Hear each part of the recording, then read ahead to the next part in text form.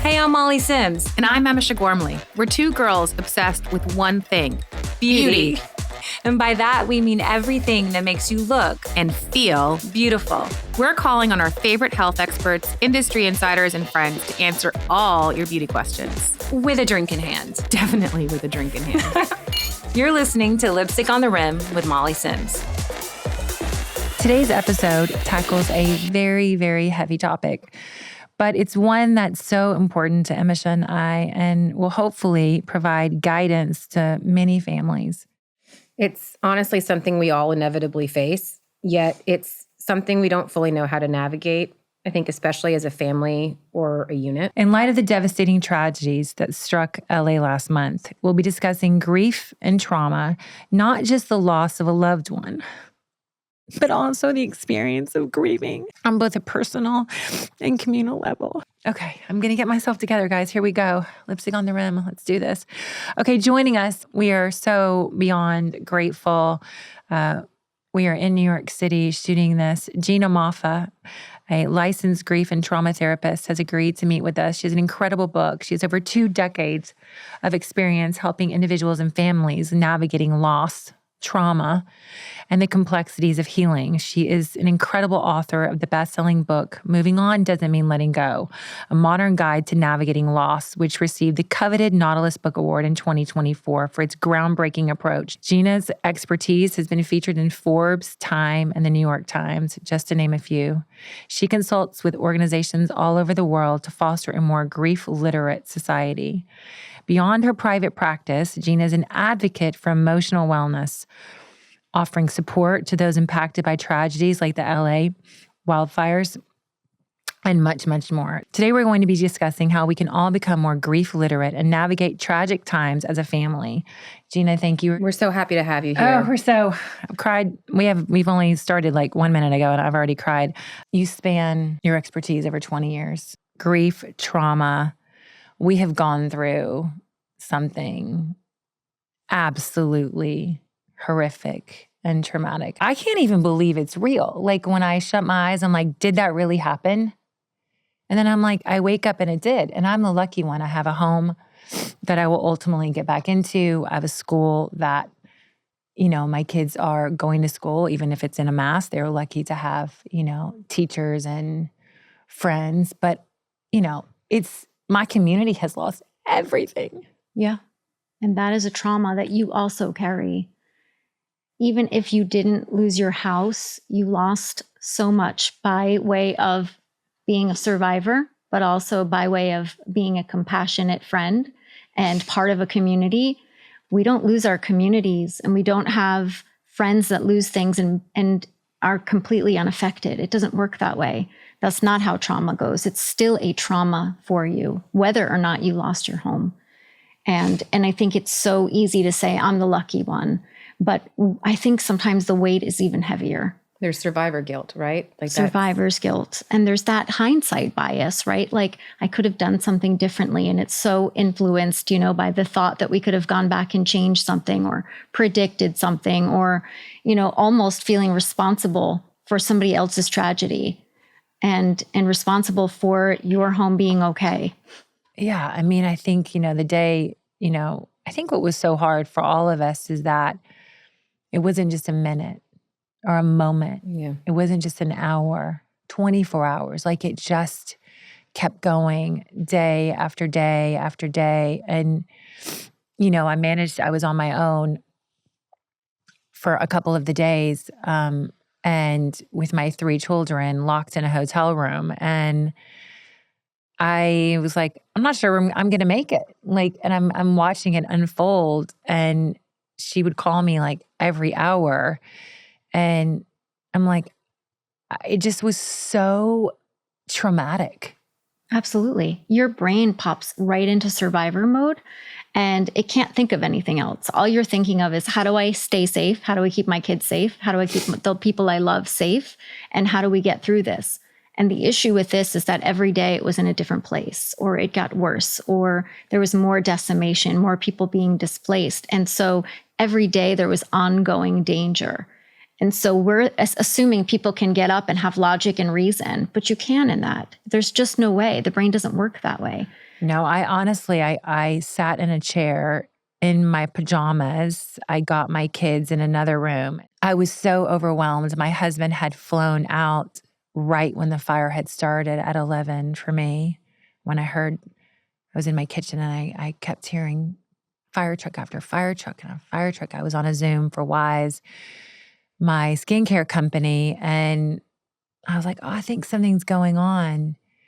And it was like reliving those moments. And, then you look down and you're like, wait, something's really wrong. And just the fear of getting your kids and them not being with you and then walking out. And I could see it, I think, which made it so real. And I did react. I do pat myself on the back of like, I'm always like, oh God, I need my husband to help me make those big decisions. But I'm like, I fucking reacted. I was the pilot. I put the oxygen mask on the kids. I put the oxygen mask on me, and I reacted. And I think in that way, I'm really proud of myself that I kept it together. I had a moment. I said the kids could watch anything. They watched the first season of Squid Games, but they're fine, and they can have therapy with you later in their life. They've seen worse. But it was so, I don't know. We're now a couple months out, 6 weeks out of January 7th, but it's definitely been my emotions are all over the place. I think to Gina's point, you're still in it. And you're going to be for a while. I mean, I'm not the expert you are, but I think you're between worlds right now. Your world is not what it was before. There is a clear before and after. And when we're living in that place, you're like in suspended animation of trauma. You're probably dissociating at times, then overwhelmed by emotion at times, right? And so it's the idea of, can I live without judgment and have compassion for the fact that I am still in the traumatic reaction, because this is still happening. People are still displaced. People's communities have been wiped out. People's jobs are gone. And this is not an overnight kind of healing quick fix. This is going to be with us for some time. And what you're experiencing is incredibly normal. It doesn't make it easier, but it's incredibly normal. You have said that we're a society of grief illiterate. And you've written an incredible book, Moving On Doesn't Mean Letting Go. And listen, being in New York has helped me. I have to say, even being here for less than 24 hours is giving me like a little bit of a breath of like, okay, a little bit of normalcy. My friends finding homes, us finding a home, us moving in. Like, we had a different air to breathe. I laughed with my manager, Nicole King. I was like, her husband was like, I'm a meteorologist, I'm a fire expert, I'm an air expert, I'm a wind expert. Like I'm constantly like looking at my phone, checking. There was an app called Watch Duty, and I absolutely had to turn it off because it was so triggering. That the beep, the sound that it was, I'm like, and it's just so, what we've gone through. But I have to say, our community has been incredible. My friends some of them have lost absolutely everything. We have all really come together, from Altadena to West Hollywood to Pali, like we are all strong. So that has been incredible to see us all come together. From Jersey to Texas to Florida to Kentucky, like everyone reaching out and helping each other has been an incredible, beautiful thing. We wanted to have you on because this isn't about my story. It's about how do we deal? How do we move on? How do we navigate with our children, with our family? My kids every single day were like, do we still have a house? And I've done enough therapy to know. I'm getting better with telling them the truth. Every day I would use, my therapist's line, today we have a house. Today we are still standing. And then it got to the point where like, then they didn't want to ask. And then they would do the thumbs up or the thumbs down. Or if I was in a conversation and I was walking away from them, they were concerned that we lost the house. They're on the ready. So even leaving to New York, you know, we both couldn't leave because they couldn't handle us both being gone. You know, so again, I know this is a lot to unpack. I know this, you know, grief is not just losing a community, losing homes, material things. It's also, we've both lost our mothers. I recently just lost my dad. It's trauma. I had a sick child she had cancer, almost 3 years ago was diagnosed. So I think I think grief, loss, trauma, they're all packaged in the same. And I think we all, to a degree, you know, but you said you measure time by before the fire, after the fire. I think we used to say before COVID, after COVID. I know for me, it's before cancer, after cancer. Like I look at pictures and I'm like, that was before she was sick. So tell us how, you know, you're going through trauma, a situation, what grief, what are like some of the initial things you would tell a patient or a client? And by the way, we wanted to have you on pre-fire. Yeah. So we're just adding fire into it. We're just adding it into the mix. We wanted, you know, because grief it's hard. It's hard to talk about. It's hard for the both of us to talk about, but we really, you know, a lot of our peers are in the sandwich years, meaning that, you know, we're now taking care of our parents. I'm through it. They both have passed. But her dad is still alive. But grief, what is it? How do we deal with it? How do we move on? Those are the biggest questions of all. What I love about this particular episode is that we are talking about other types of loss outside of death loss. And I think people need to understand more about that. And, you know, even kind of what you were just saying, before diagnosis, after diagnosis, in my book, I have this term called the grief fall. And even for people who may not associate what they've gone through as a grief, it is that moment that we realize that nothing will ever be the same again. It's the phone call, it's the diagnosis, it's the seeing the house or seeing your neighborhood or your community gone. It's that moment where you just know, and that is a free fall, right? And we're in so many ways, we're still in so many of them. And we have our personal ones, we have our collective ones, and we wonder how we're still even standing. But really, the idea of grief in and of itself is really a natural response to any kind of loss that is meaningful to you. And I think I get, you know, really up in arms when people start comparing losses or start saying, you know, well, at least this. Those are the worst two words to use, is at least. Yeah. You know, because we're sitting there minimizing something that is devastating for people. And who am I to judge what is really important? It's our nervous systems, right? Which we'll get into at some point in part 1 or 2. But it's really important at this point that we sort of zero in on what this all means and how do we navigate an entirely new world that we're in. We can't just expect ourselves to go back to status quo the way that things were. They never will be that way. There's a totally different world to navigate. And beyond that, we are different. It's like navigating a world as a child again, and with new eyes and fear, because we don't really know anymore what's ahead. Nothing feels safe or certain. I mean, parents are doing the best they can. Yeah. I think it's so hard. You're trying to get through it, and now you have to parent your way through it as well. And parents are so hard on ourselves anyway. It makes it so hard when you're in a crisis. We forget about the fact that if we've gone through trauma or loss before, all of that comes flooding back to us. And so we're now reliving past things. We're living through present things, and we have to help maintain a semblance of a balance or calm for a child. But the truth is that they feel it and see it anyway.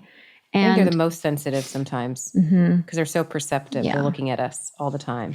You know, well, they're scanning for danger too. They are. I kept it together pretty well. I mean, I there was no way not to cry in front of them. But we encourage that. I mean, you're going to be stoic through one of the worst things you've lived through. Right. That doesn't teach our children that they're going to be allowed to have emotions, and that what tears are are bad then. And so by you crying, you're actually modeling healthy mental health, Right. which is if you have to cry, cry. If you have to yell at something, yell. I mean, I think it's important to be able to say, it's okay to have these strong, big emotions. And we are safe right now. And it's also okay to be scared of the future. It's okay to be scared of the unknown. But a lot of people love us, and there are a lot of people helping us, and we will get through this one day at a time. Depending on how old they are. But I think to try to hide away, I work with so many people who are like, I'll run in the shower and cry. And it's okay, fine. If you're crying all day, every day. Right. But if you are crying because you don't want to upset your child, or you don't want them to see that you're upset, you're not really allowing space and teaching your child that it's okay to feel big things. Life is hard, and it's getting harder every day. And so it's important to be as open as we possibly can, appropriately so, but in terms of, being honest about how we're feeling while still reassuring them. How do you recommend individuals and families process such a sudden and intense grief that's caused by a traumatic event like the fire we just experienced? I think that it's really challenging to do two different types of grief at one time. But I think what's really helpful is if families will have sort of a regular check-in period where everybody sort of gets together and we check in, and there's no judgment about it. How are you feeling? What are you experiencing? And it's not just about our emotions, it's about our physical body. Grief is a full body experience. So many of us, and especially children, may experience it through their body, through symptoms. So it's really important to do those kinds of check-ins, but also to understand and to explain that grief is not linear. There's no time frame on it, and that maybe your brother or your sister may feel a little bit better sooner than you, and that's okay. If there's still room for your grief to be here. And I think that we have to make sure that no matter what it is, that we sort of explain that everybody will have a different experience and a different time, and that it's all okay, but that it's also that you're going to move together separately. How would you go about reassuring your children? Like, what are some of the things that you would say to them? I think, just sort of what I was saying earlier, there's two things to remember is really what you were speaking of, which is honesty and also reassurance. I think that if we could remember those two things going forward and be thoughtful about sort of the age of the child, right? With a 3 or 4 year old, you're not going to be so openly honest, but you are going to want to reassure them that they're safe while still saying there's a lot of firemen and, there's a lot of firefighters and community and people helping us. And it's okay if you feel scared, and also encourage questions, but I think it's important to also say what's really happening. We don't know what tomorrow will bring, but we have a wonderful community, and today we are safe, and people are making sure that we're safe and we're going to be okay. And we're going to do that together. We can rebuild our home. Our home is together. At the end of the day. That's what we've been doing. And a lot of my friends, some are slightly manic. Everybody has their own rhythm. I talk about this in my book, grief rhythms. I think it's important to know that everyone copes differently with things.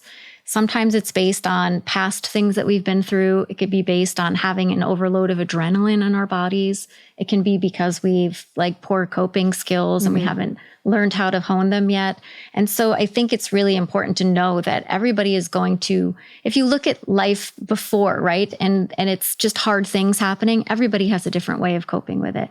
And so it's important to know that we all need a release, and we all need to be present with our feelings, but that will look really different for people. So it may not look like somebody's grieving or going through a trauma, because it may look like they're, going on a bike ride and looking happy, but it's really about, we think laughter is really about happiness, but it's a release. I mean, some people laugh when they're uncomfortable. Like our friend we Lauren. have our friend Lauren, and she'll get really uncomfortable and just start giggling. And we're like, what is wrong with you? But it's because she gets uncomfortable and a little bit nervous. Sorry, Lauren. We're talking sorry. We love you, though. We love that giggle. We love that giggle, Lauren. No judgment.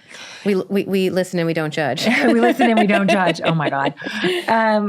But I do think, it's interesting because I think again, Molly mentioned we've lost our mothers, and I had this conversation with a friend recently, actually not so recently, it was about 2 years ago. But I remember talking to her, I was driving Grace to the hospital, and I was annoyed by something. And And she had lost her father. And I was talking to her and she said, it's interesting. She goes, there's two camps of people.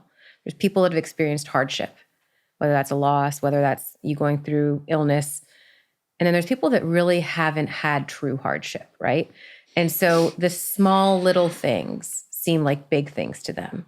And sometimes I think it's helpful to give tools to someone like me and Molly who have gone through some pretty shitty situations. Yeah. So that you understand that like sometimes that person's problem might seem like the biggest problem in the world, but you're like, they don't understand real problems. Like how do you, and it's not necessarily navigating grief, but I think it's almost navigating the us versus them. And I think that even for me right now, like this is my family, right? And I was calling her, I would like think about her all day long. And I didn't want to call all the time because I didn't want to put that like pressure of my worry onto them. Yeah. But you also wanted, But I also wanted to be checking in because that's where my heart was. I'm like still standing and I would do the little prayer. I would do the little prayer, Yeah. Like, okay, so far so good. We're still here, But I think that there is like a divide that sometimes happens. And it's like, well, they don't understand what I'm going through or we don't understand what they're going through. Like, are there tools you talk about or share and how to kind of bring that wedge, because it is a wedge that goes between people together? I talk about it, but in reality, it's a gradual thing, right? Mm-hmm. It's sort of like, if you know, we're humans who judge and compare by nature. Yeah. And so even if you've been through hard things, you'll find people comparing the level of hard things that they've been through. Well, that wasn't this. Yeah. So it's not like we stop if somebody's been through something hard. And in it, that sometimes we'll take a therapist to be like, well, they may just have really poor coping skills or maybe they were born without any resilience. Most of the time, people really don't have good coping skills because they haven't had to have any. And so they will learn and flex that muscle as it goes. But it can be really hard, right? So for me, that's where the grief literacy comes in. Because I think if you know better, you can do better. But if people don't know, it's kind of like when people are like, I'm so sorry for your loss, at least your mom lived a good life. Your mom's in heaven now. I mean, I lost my mother also. And so we're 3 motherless daughters sitting up here, having been through platitude beyond platitude, also being like, well, yeah, you've still got your mom or, you're okay. And it can be so hard. But it is a knee jerk to say that to somebody. So like I had somebody who lost like a grandmother that was 90 something years old. And I'm like, well, beautiful long life. And I think I guess my question is, what would the appropriate thing be to say? Because I think everybody that's just like an awkward knee-jerk response, right? It can be. She lived to 97, know. What a beautiful life. And yet we don't know what that loss means to somebody. Yeah. And I think that's the hardest part, right? When we look to judge different types of losses, we just don't know what the meaning is behind it. If that person never lived without talking to their mother every single day and needed their mother for every decision that they've ever made, that will be devastating. And we can't judge that. And it's really, really hard. There's these little intricacies that people don't know. We don't know what happens in relationship. We don't understand attachment with other people. We only know ours. And so it can be really easy on the outside to say, well, yeah, they lived to be 97. Of course. And imagine how many memories and how many more wonderful moments I have to mourn now, because I have had those extra years. I lost my mom in my 30s and I feel really gypped, and feeling like, oh, I've got to live the rest of my life without my mom. And now what? And then I look at other people who've lost a mom at 100, one of my mom's friends, and, devastated. And there's a knee-jerk reaction of like, you got 100 years with your mother. How wonderful. And then I think how heartbreaking that could possibly be to also have that, all of those extra years of love and attachment and memories and needing her, because she's there for more than half of your life now. You've lived with this person and now you have to mourn them. And you have to navigate on your own now. So what do you suggest, like in the grief literacy, like what would you suggest to somebody that hasn't had loss, that just is trying to say the right thing? What should they say? I think it's really about more of what not to say. I think that we are so busy trying to do the right thing that we do the wrong thing. And so don't Google platitudes. I think what's important is to show up as you. If you lost your dad recently, as you have, and and you showed up and said, I'm so sorry for your loss. May his memory be a blessing. That would be really scary, because now your world is upside down and the person you know best in the world over here is acting like a complete alien. Yeah. And like, now what? So I'm in a new world and you're in this weird world with me, and you're not you and I'm not me, and everything's weird, and it's terrifying. And so I tell people to show up as them. If you know them, show up as you. Just show up. Say, this sucks. This is hard. This doesn't feel fair. And I'm here with you through it. We can talk. We can sit here. I'm like, this is so not fair. Yeah. Yeah. That's what we do all the time. But you're doing it right. I mean, you show up for each other. I think the most important part of this is showing up as us. If you know them, help them out with something tangible. It's less about saying the right thing as opposed to being you and showing up authentically That's really and good honestly and consistently. And I don't mean, obviously, it's good that you are checking in, but also to say to someone you may not know that well is, hey, no pressure to write back right now. I just wanted you to know that I was thinking of you and I'm holding you in my heart right now, and leave it at that. And people do feel that. We remember who was there for us and who wasn't during the hardest times of our lives. Oh, absolutely. So true.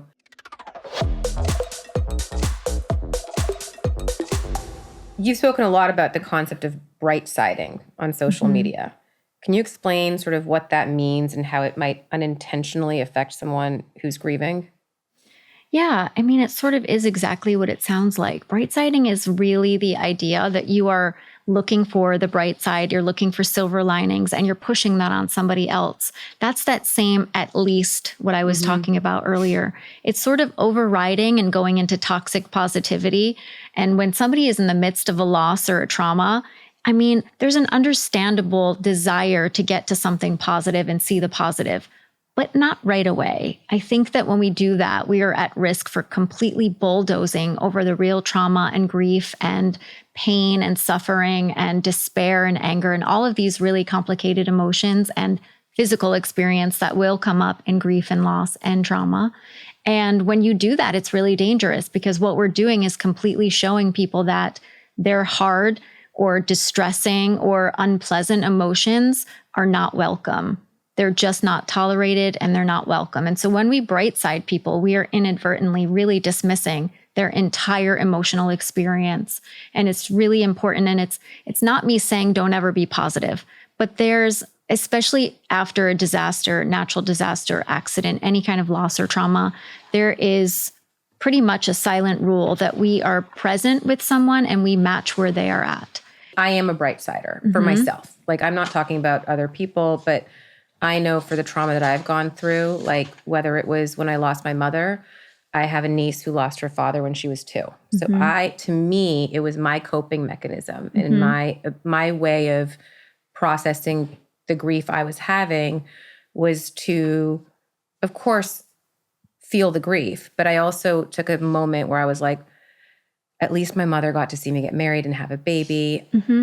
My niece didn't grow up with a father and never has had that void. And so for me, it's a coping mechanism. And it was positivity is what got me through my daughter's treatment. I was I looked at situations that were 10 times worse than myself, our families. And it gave me, it's what was able to help me move through the trauma. It doesn't sound to me, though, that you completely dismissed your actual experience. It sounds like it lived alongside it. And that's really the difference. It's when you completely gloss over the hard stuff and the grief and the suffering and you go straight to the bright side. That's really where the problem lies. And it's more about people doing it to other people. That worries me. But what you're saying is, of course I felt the grief, but I also said this and did this. I could say the same thing. My mother saw me get married also, and thank God, and for better and worse, she was there for these moments, and thank God. It doesn't take away the pain that there's still the rest of my life that I will live without her, that she's missed all of these other things. Oh, yeah. And how much she would love your podcast and be crazy that I'm on here, little things. It's the little moments. And that lives alongside it. And I think that's one of the biggest misconceptions, if I may, about grief, is that it's always one or the other. It's moving on. or it's grieving. Yeah, And that's my next question. Oh, Just I knew. because you moved on doesn't mean You've moved past. you've let go. you've let go. I wrote this book title for that reason. And I use the words moving on, knowing that we don't move on from grief or loss, that we move forward. But because of society's use of this word, I really wanted to say that moving on does not mean, or moving forward does not mean that we let go of our person. We let go of our attachment. We let go of our love. We let go of all of the things that relationship meant to us that will always be with us. And that's one of the hardest things that I think as a new griever, people who haven't experienced loss before, they feel guilty when they have a good day, or they cry, or they laugh, or they feel joy because they think they're leaving their person behind. And what my hope was is that we can bring them with us and we can forge new parts of our relationship. The relationship can evolve. It's just about learning how to look at it as side by side versus one or the other. I mean, it's hard to move Important on. perspective to take, though. Yeah. I think that we're trying to always fix things. I know. And we don't allow the space for it. And that's one of the things, right, where people will say, I feel stuck. And it's, do you really feel stuck? Are you comparing it to someone else? Are you putting this imaginary, arbitrary time frame on your loss? Are you trying to bright side yourself too much and only see the positive? Or are there things underneath that are layered that maybe you're not ready to look at, like guilt or regret or any of these other secondary emotions that we sometimes don't think about in grief? And it is hard, and that can make it harder. But if we can actually allow space for it, as opposed to 5 easy steps on how to feel better fast and get through things, which we do as a society, I think we would actually all learn that we can move forward a little bit easier because we're not carrying the load with us. We're carrying the love with us. We're carrying the meaning with us. We're carrying the purpose that we create in our loss with us. But we're not carrying all of the things we're shoving down to avoid feeling. And listen, a lot of times for me, like, time has helped. Time can help for sure. I call it the facilitator. Time alone doesn't heal our wounds, but it's what we do with it. You know, are we using tools? Do we have a great community? Are we talking about the things that hurt? Are we using our bodies? Like, you know, we really need to move grief and trauma through us. Are we, you know, taking good care of ourselves? But mostly, are we being present when it needs us to be tender? I think that was what's been so incredible. Even though we've lost our community has never been stronger. Yeah. It's a weird, like, we're together. We may not be together right now, but we really are together. You will all still be in it together, and you won't forget it together. You know, I know a lot of people in Pacific Palisades also who lost everything. And to see the sense of community that helps build each other up, that's really, to me, that's the dream, that we could all have that in micro moments in our lives when hard things happen, that people step up and say, I'm there for this. We'll do this. We'll call these places and get, you know, we'll get clothes for people and toys for children. And I know people who've, you know, the kids have donated toys. So they have a sense of purpose as a child in something that feels senseless to them. And I think doing that together and finding meaning and new relationship and strength in that is the way forward. And what advice do you have for people who are stuck? So there are those people that don't know how to not move on, but just process, right? So what would you say if they're not able to move through their grief after a long period of time? What could they do? Yeah. Well, like I was talking about earlier, this really is about investigating if you are really stuck and what that really looks like. But also the idea is sometimes if we're feeling stuck in something, it's because we're not allowing something to be felt, seen, or released. And so I would say even taking 10 minutes out of your night or your morning and journaling about it. When my mom died, I'd love to write letters to her every day, you know, to just get through. I bought a little notebook, a little moleskin, and I would say, "Dear Mom, here's what today was like." And I would go through it and I would kind of read through it every month and see where I was and, you know, how it had shifted in some way, if at all. But it allowed the space for the grief to be there. And I think that that's sometimes all we need if we're feeling stuck is a little bit of movement, right? We all have our own pace. There's no rush. There's no end game. There's no finish line. We'll grieve forever. I hope that's what everyone takes from this. It's you have to grieve on your own time. you know, and everyone, we're all in it together. And, you know, it's what you said, there is a judgment of like, you got to move on, you know, or, you know, it's time. You know, in the 5 stages of grief, for as wonderful as they were, you know, Dr. Elisabeth Kübler-Ross created them for the terminally ill and not for grievers.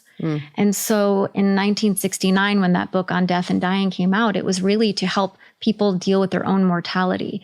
And now it's been so broadened into becoming something that, you know, we go through and we think we've got to go through these 5 stages. And if I don't do them, or I don't do them timely, or I get stuck in one of them, I must be doing it wrong and I must be failing. And it's not the case. It's just messier than that. We're not accounting for our bodies and the ways that our bodies react to trauma. And we're not accounting for the fact that there's so much anxiety and exhaustion and isolation and loneliness. There's so much more involved that, for me, if you're feeling stuck in something, take heart that you're probably not, and talk to someone. You know, don't go through this alone, and also sort of normalize the feeling that if you're going by stages, there's really no such thing. What's the one thing you wish everyone would remember when it comes to caring for their mental health during this time of grief? Oh, I'm a wordy lady. I would say really to be as gentle and tender with yourself as possible, to show up with as much compassion as possible, to understand that this takes endurance and that we need our bodies to be strong. And so making sure that we're getting rest and movement and nourishment and enough water and enough fresh air, and really just taking a moment to put our hand on our heart and say, what do I need right now? What do I need? And we need to check in more. So that was a lot more than one, but it's all wrapped up in one thought, which is bring compassion and tenderness to your healing and to where you are right now. Can you live with us? I know. We call you every day. Can we call you every day? Can we 3-way? Well, I can give you 3 minutes. Do you enjoy what you do? I have to say, I mean, I've been doing it 21 years. Isn't it hard though? Because you're taking on so much of Everybody else's energy. And, you know, I commend you. I had I was, about 35, 40 minutes late for the podcast. And part of the reason why is because I was nervous to do it because I don't want to talk about it. I'm glad you did. I'm glad you did, because this is the step. We need more of this. This is the first step, right? Is being present with it and allowing it to show up how it does. Whether it means crying at the beginning of a podcast or in the middle of it, or just being you are allowing and giving permission for other people to do this too. So it is important. Have you always wanted to help people with grief? I used to want to be a singer on Broadway. But you were in the Pink Pony Club. Exactly. No, I think, after September 11th here in New York is really what solidified the idea that I needed to be in this field working with trauma and families. And you can't really have trauma without grief.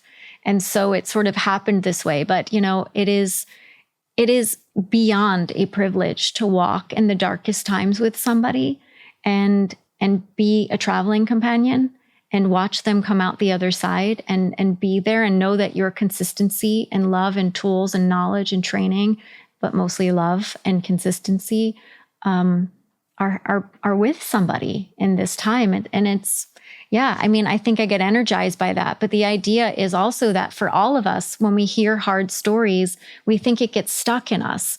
And there's that idea, right? When I was a baby therapist in the world, I would be like, oh my God, how will I crawl home at night? I'm hearing such atrocity. And then you realize that you're a sieve and you get to have things come through you and move through you, and you hold on to the treasures, you hold on to the important things. And that's what we keep. And that we don't have to hold everything in our body. But if we can imagine, almost very much imagining, okay, this is going through. What do I need right now? Let me check in with me. Am I holding this too tight? How is my stomach feeling right now? And do we do enough of that? No, but I would say we must, for all of us, because I'm not the only one hearing hard stories.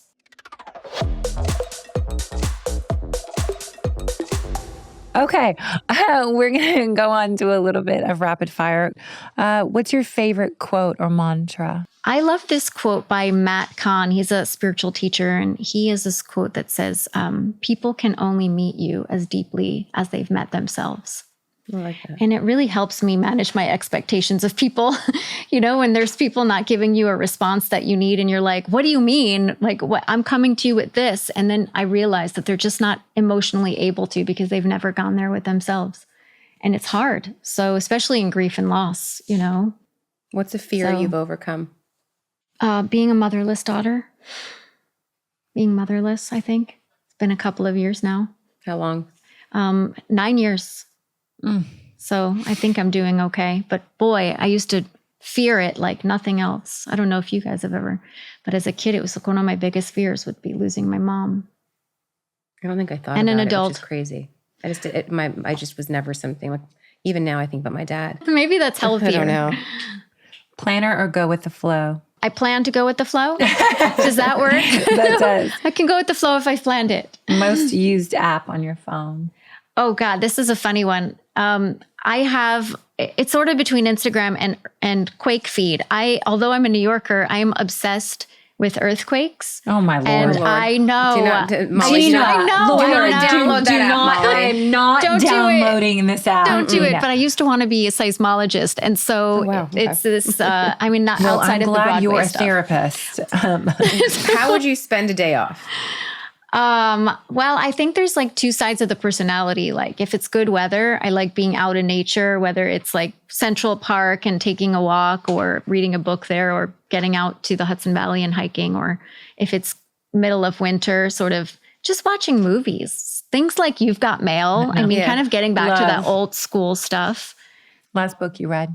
I am currently reading All Fours by Miranda July. It's great. It's different. And it's nice to be reading something fiction for the first time in a long time. So, yeah. What's your favorite way to pamper yourself? I'm really, really shitty at that. So Your skin's amazing. No, I mean, no. your skin is glowing. incredible. No, it's anxiety. No, it's so good. Like you have the I appreciate perfect. it. It's But like glowing and flawless. What is your It's favorite? probably your just- foundation, or what do you do? What's your tricks? What's No, your, I exfoliate a lot, like every day. But you're my kind of girl. I'm gonna send you Wise Beauty. Please do. No, this is just Your House skin Labs is and Maine. incredible. Oh my God, Blush. it's flawless. I appreciate you. No, Wow, that's well, really nice. It is also high blood pressure, apparently, maybe today. We always ask every guest before they go, if you could give advice to your 10-year-old self, what would it be? It's so hard. My 10-year-old self was so deeply feeling, that everything you wish for will happen, and hold on. And everything you wish for and everything you fear will also happen, and you will get through it. Yeah. And it will make you stronger. You can be stronger than the worst thing that has ever happened to you. You can.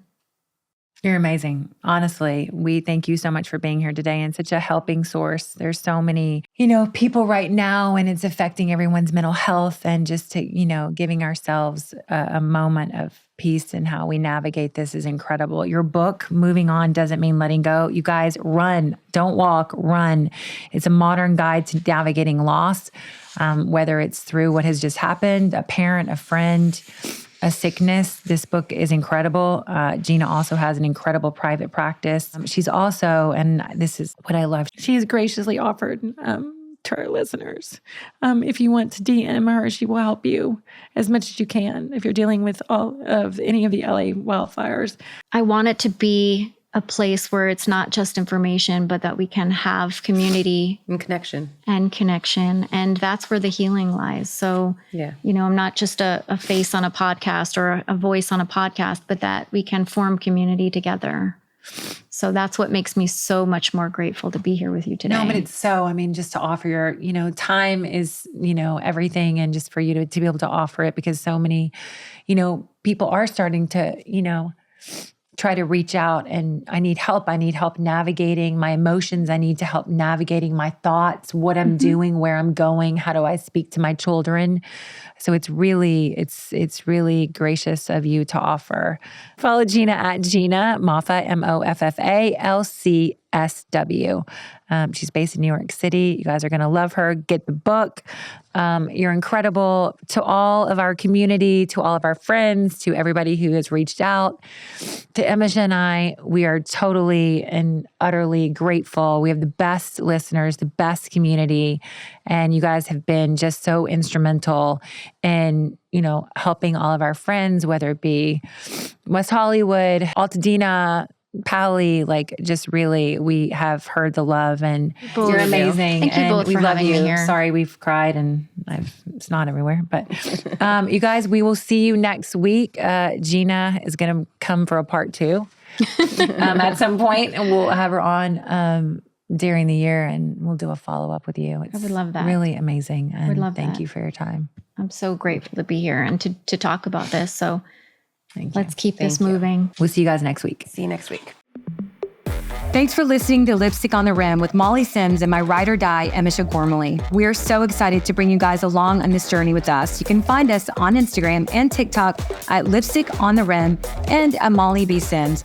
Or you can go to my blog where you can dive just a little bit deeper into my favorite products, trends, and more at mollysims.substack.com. And don't forget to check out our video episodes on my YouTube channel, Molly Sims. This podcast is a production with Sony Music. I wanted to give a special thanks to my team, Rosie Cummings, Kenna Ryan, Sophie Kevorkian, and everyone at Sony Music. Don't forget to listen and follow wherever you get your podcasts so you never miss out on the fun.